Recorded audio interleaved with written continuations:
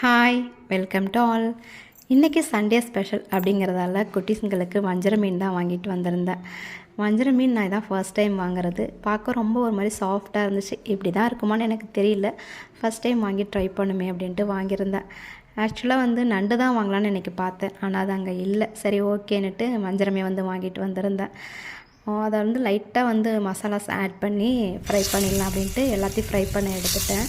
கொஞ்சமாக மிளகாத்தூள், உப்பு, கொஞ்சம் மல்லித்தூள், மிளகு நல்லா பவுட்ரு பண்ணி ஆட் பண்ணிக்கிட்டேன். இதான் அவங்களுக்கு மசாலாஸ் நான் ஆட் பண்ணி கொஞ்சம் நேரம் ஒரு 1/2 hour ஊற வச்சுட்டு, அந்த மாதிரி என் வீட்டுக்கு பின்னாடி கொஞ்சமாக இடம் இருக்குது. அதில் அடுப்பு வச்சு தான் நான் குட்டீஸுங்களுக்கு சுடு தண்ணிலாம் போட யூஸ் பண்ணுவேன். அதில் தான் ஃப்ரை பண்ணி எடுத்துட்டேன்.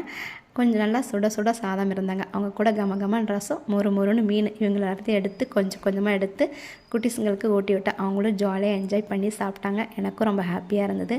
வீடியோ பிடிச்சிருந்தால் லைக் பண்ணுங்கள். பாய்.